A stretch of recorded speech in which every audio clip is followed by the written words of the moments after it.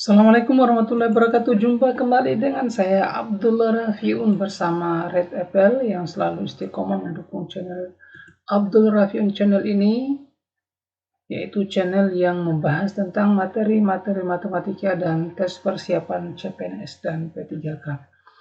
Oke, pada kesempatan kali ini kembali kami menyajikan atau melanjutkan materi yang kedua, yaitu ini adalah video part 2 dari penyajian data materi matematika statistik untuk tingkat SMP MTS kelas 7.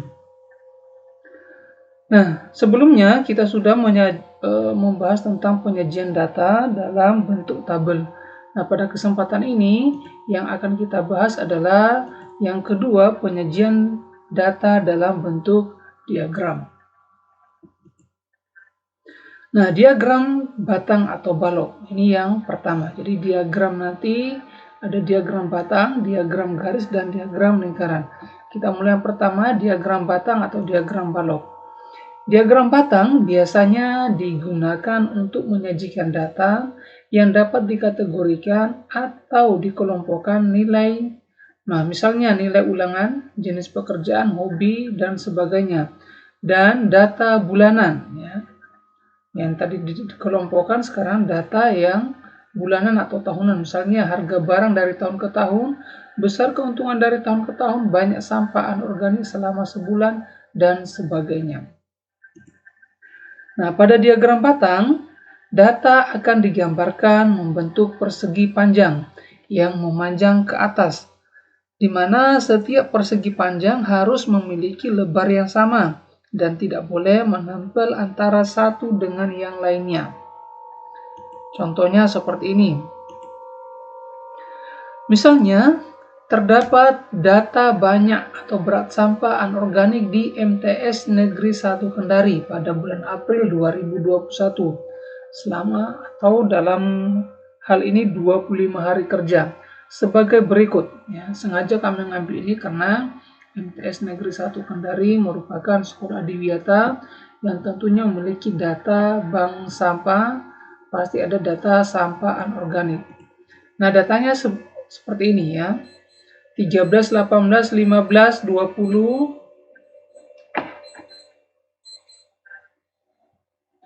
13, 18, 15, 13, 20 seterusnya sampai 15. Nah, datanya ini masih acak ya. Masih acak. Nah, data belum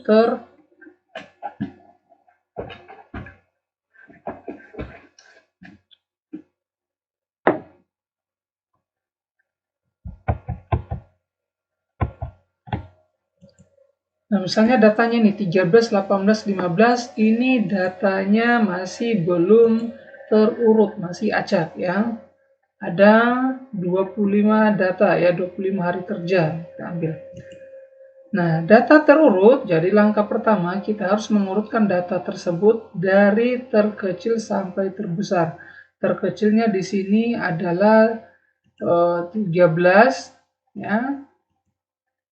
Dan tertingginya itu adalah 20 ya. Tertingginya 20. Maka tabel berat sampah anorganik MTS Negeri 1 Kendari pada bulan April 2021 adalah seperti di video sebelumnya, menyusun tabelnya ini seperti ini ya. Data kelompok ya, nah satu kategori saja. Nah, dari tabel ini ya, yang memperoleh yang beratnya 13 kg itu frekuensinya 6 ya, 6 hari yaitu 1, 2, 3, 4, 5, 6. Yang beratnya 14 kg itu frekuensinya 2 hari, 1, 2. Seterusnya ya, sampai misalnya 18 ini 4 hari frekuensinya. 18 mana? 1, 2, 3, 4. Seterusnya sampai dengan 20. Nah, dari tabel ini, inilah nanti yang akan kita buatkan diagram batangnya. Di diagram batangnya seperti ini. Ini yang saya buat ini dalam bentuk Excel-nya ya. Jadi dengan alat bantu Excel. Nah, ini terlihat bahwa yang beratnya 13 itu ada 6 hari, frekuensinya 6. Yang beratnya 14, frekuensinya ada 2. Jadi diagram persegi panjang yang memanjang ke atas dan lebarnya ini harus sama.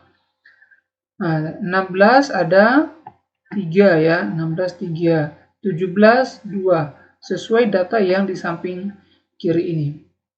Nah, inilah diagram batang. Jadi, yang harus diperhatikan bahwa diagram batang itu setiap sumbu-sumbunya, ini sumbu X, itu harus jelas penamaannya. Ini sumbu X saya beri nama berat sampah. Ya, satuannya adalah kilogram. Yang ke vertikal ini frekuensinya adalah hari ya, dalam hari. Nah, jelas ya. Sekarang kita ke penyajian data yang kedua dari diagram, yaitu diagram garis. Nah, diagram garis biasanya digunakan untuk menyajikan data yang berkelanjutan atau kontinu, ya. Seperti data yang disajikan tadi, yaitu berat sampah anorganik di MTS Negeri 1 Kendari pada bulan April 2021. Sesuai namanya, pada diagram garis, data akan digambarkan membentuk garis. Ya. Jadi, kalau diagram batang tadi ya memanjang ke atas, makanya diagram garis nanti dia bentuknya seperti garis sesuai dengan namanya.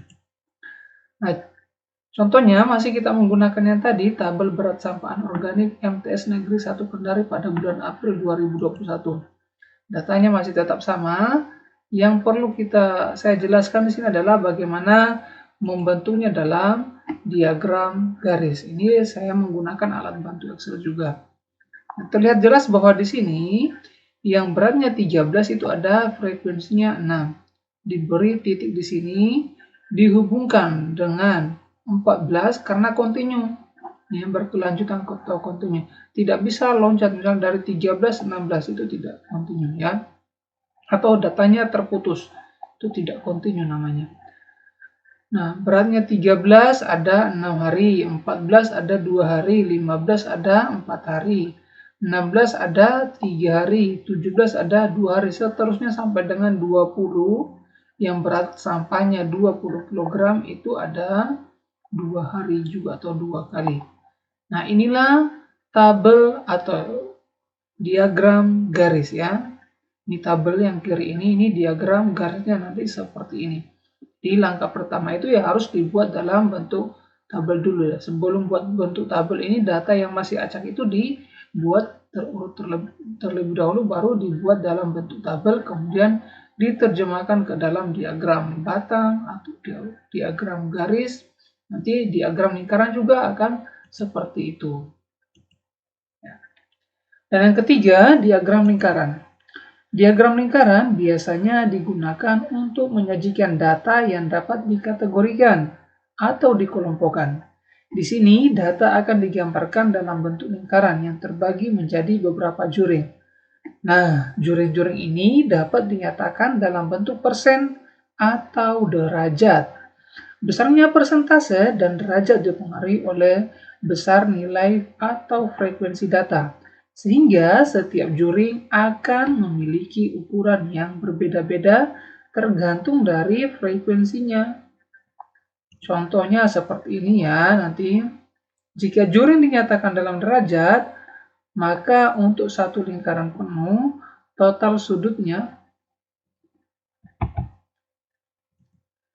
Jika juring dinyatakan dalam derajat, maka untuk satu lingkaran penuh, total sudutnya adalah 360 derajat karena satu lingkaran penuh. Sementara jika juring dinyatakan dalam persen, maka untuk satu lingkaran penuh total persentasenya adalah 100%. Nah, ini adalah rumus-rumus diagram lingkaran. Nah, jika kita nyatakan dalam derajat, maka untuk menentukan besar sudutnya diagram lingkaran masing-masing juring tersebut adalah dengan ini. Frekuensi dibagi jumlah data kali 360 derajat. Nah, sementara rumus diagram lingkaran dalam bentuk persen, ya, juringnya itu dalam bentuk persen, maka besar persentasenya adalah frekuensi bagi jumlah data kali 100%. Nah, dua rumus inilah nanti yang akan digunakan untuk menentukan luas atau besar juring-juring dari diagram lingkaran yang mewakili data yang kita buat. Nah, contoh tabel berat sampah anorganik MTS Negeri 1 Kendari bulan April 2021 masih data yang tadi. Kita akan buat diagram lingkaran dengan persentase. Jadi rumus adalah besar persentase sama dengan frekuensi dibagi jumlah data kali 100%. Nah, dari sini berdasarkan rumus ini maka diperolehlah data atau diagram lingkaran dalam persen berat sampah anorganik MTS Negeri 1 Kendari pada bulan April 2021. Di 13 ada 24%, 14, 8%, yang beratnya 15 ada 16%. Nah, penjelasannya seperti ini. Contoh penghitungan luas juringnya. Jadi ini juring, ya. Warna kuning juring, warna hijau ini juga juring, ya. Warna abu ini juga juring, ini warna biru juga ini juring, ini warna ungu juga juring. Maka beratnya, jadi berat sampah yang 13 kg ini sama dengan 6 dibagi 25. 6 dari mana? Dari frekuensi sesuai dengan ini, rumus ini. Dibagi 25. 25 dari mana? Dari jumlah seluruh frekuensi kali 100% sama dengan 24%. Kemudian berat yang 14 kg, berat sampahnya yang 14 kg itu sama dengan 2/25 kali 100% sama dengan 8%. Seterusnya sampai dengan yang berat sampah anorganiknya 20. Nah, jadi kalau 20 nanti 2 dibagi 25 kali 100% juga. Jadi 8% juga, sama ya. Oke, seperti itu diagram lingkaran dengan persentase yang disajikan dalam bentuk persentase.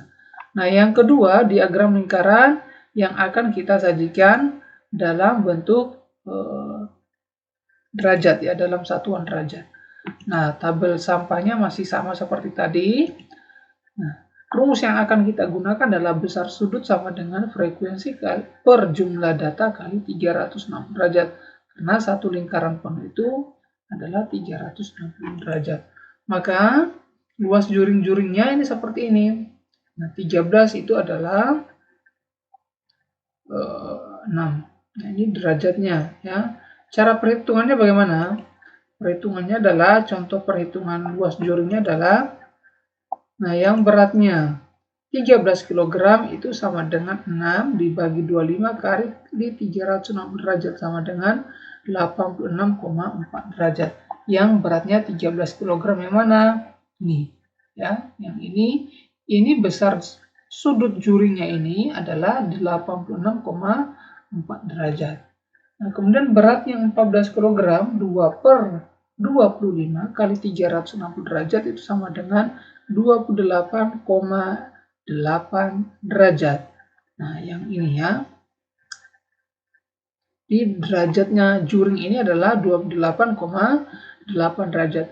Begitu seterusnya sampai dengan yang berat sampahnya 20 kg, itu frekuensinya ada 2. Berarti 2 dibagi 25 sama perhitungannya dengan yang beratnya 14 kg tadi, 2/25 kali 360 derajat sama dengan 28,8 derajat. Ya. Oke, itulah cara penyajian datanya sudah lengkap, part 1 dan part 2-nya, di mana part 1 kita sudah membahas penyajian data dengan tabel, yang part 2 ini kita membahas penyajian data dalam bentuk diagram, yaitu diagram batang, garis, dan lingkaran. Oke, terima kasih kami ucapkan kepada Red Apple yang selalu mendukung kami. Saya Abdullah Rafiun. Assalamualaikum warahmatullahi wabarakatuh.